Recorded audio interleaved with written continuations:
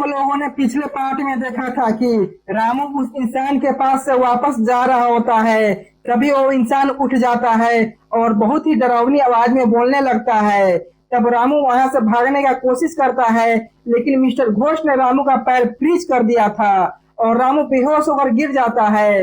तब बाबा आते हैं और रामू को ठीक करते हैं। तब ये लोग वहां से उस रेलवे स्टेशन पर आते हैं और उस दुकानदार के पास जाते हैं। तब उस दुकानदार ने इस लोगों को स्टेशन पर से जाने के लिए बोलता है। अब आगे की कहानी देखते हैं। तब ये लोग उस दुकान के पास से वापस जाने लगते हैं और तब इस लोग का नजर उस बैठा हुआ इंसान के पास जाता है। अब ये लोग जहाँ थे वहीं रुक जाते हैं। तब रामू डरते हुए बाबा से कहता है, बाबा वो इंसान अभी कुछ देर पहले तो वहाँ पर नहीं बैठा हुआ था, लेकिन अब वो कहाँ से आ गया? बच्चा, हम लोग की तरह वो भी कोई यात्री ही होगा। चलो हम लोग चलकर उससे कुछ बात करते हैं।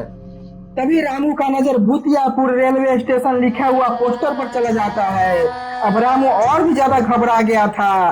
तभी रामू बाबा से कहता है, बाबा वो देखिए उस पोस्टर पर क्या लिखा हुआ है, भूतियापुर रेलवे स्टेशन। कहीं ये स्टेशन सही में भूतिया स्टेशन तो नहीं है? नहीं बच्चा, ऐसा कोई बात नहीं है। शायद इस शहर का नाम भूतियापुर हो सकता है, इसी कारण इस स्टेशन का नाम भूतियापुर स्टेशन रख दिया होगा। पहले चलो हम लोग चलकर उस आदमी से बात करते हैं।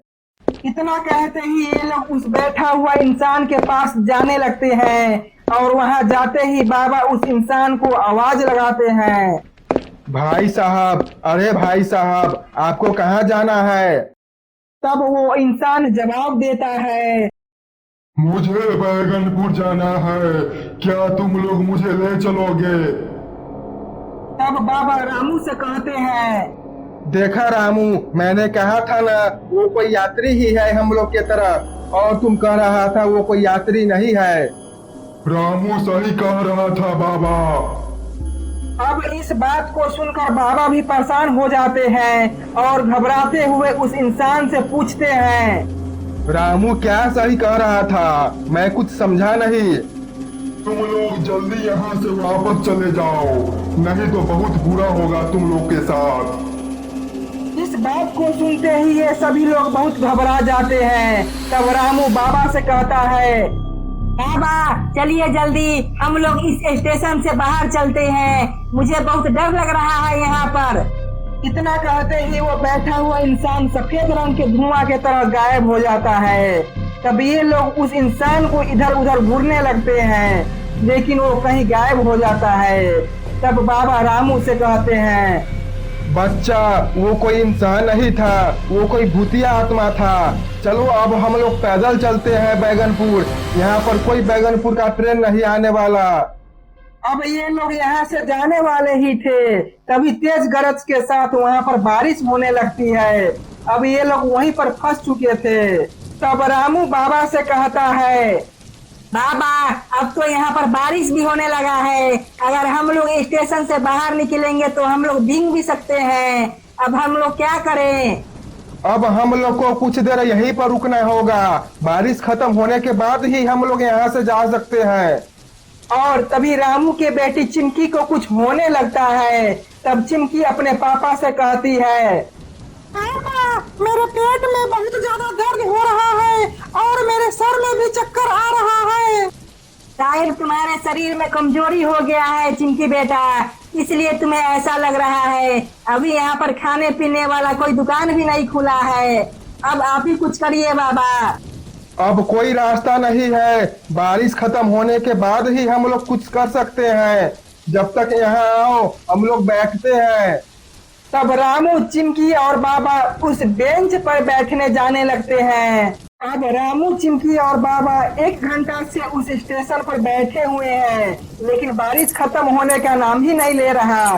तभी इस लोगों के कान में अचानक से घुंघरू का आवाज सुनाई देता है और ये लोग घबरा जाते हैं। कौन है, कौन है यहाँ पर? जो भी है सामने आओ। और तभी रामू का नजर सफेद रंग का कपड़ा पहनी उस औरत पर जाता है जो स्टेशन पर चल रही थी, और शायद उसी के पैर से छन छन घुंघरू का आवाज आ रहा था। इतना देखते ही रामू का हालत खराब हो जाता है और तब रामू बाबा से कहता है,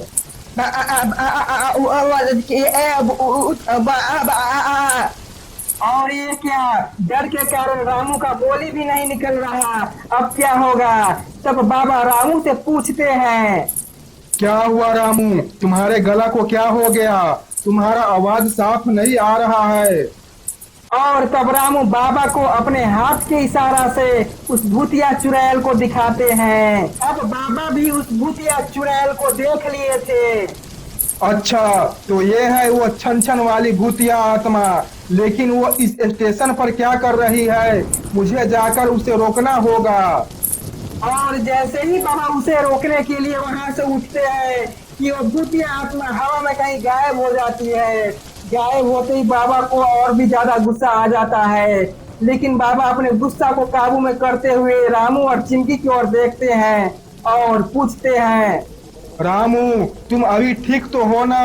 कोई दिक्कत तो नहीं है? हाँ बाबा, अभी मैं ठीक हूँ, लेकिन पता नहीं उस समय हम बोल क्यों नहीं पा रहे थे। लेकिन अब ठीक नहीं रह पाओगे तुम दोनों। इस बात को सुनते ही रामू और बाबा घबरा जाते हैं।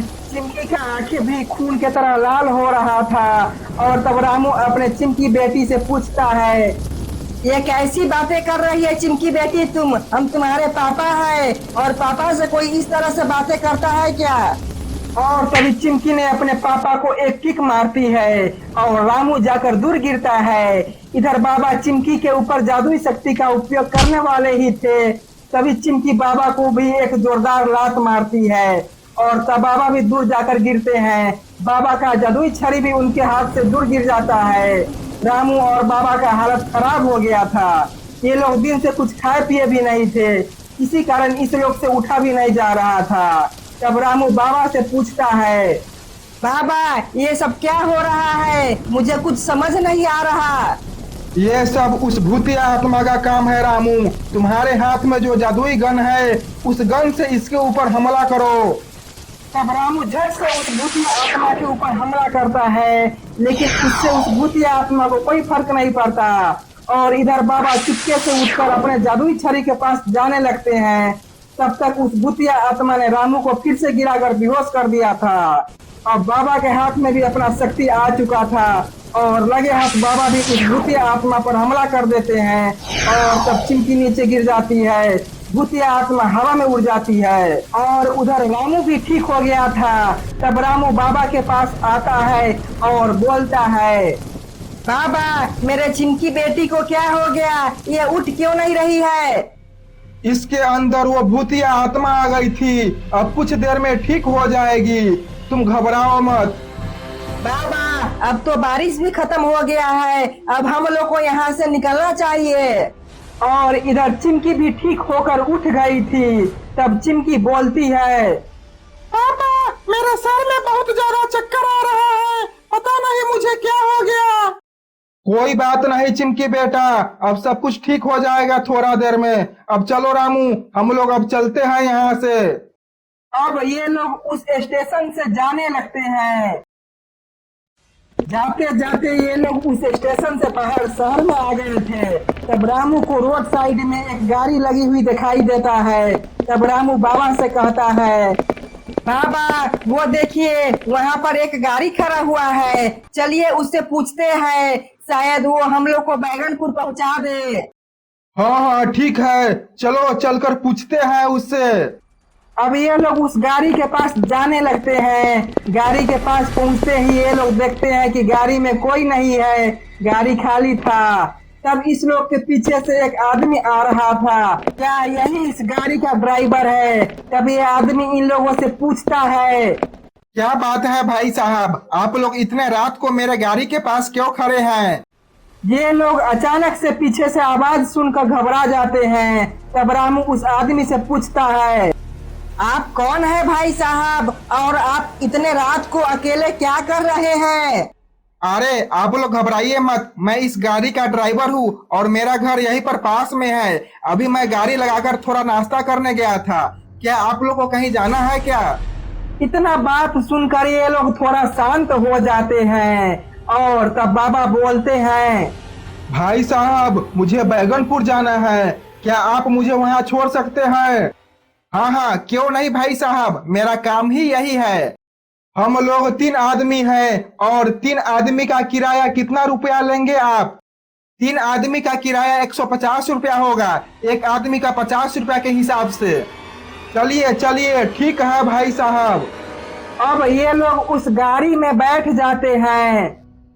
अब ये लोग कुछ देर में बैगनपुर पहुंचने वाले ही हैं।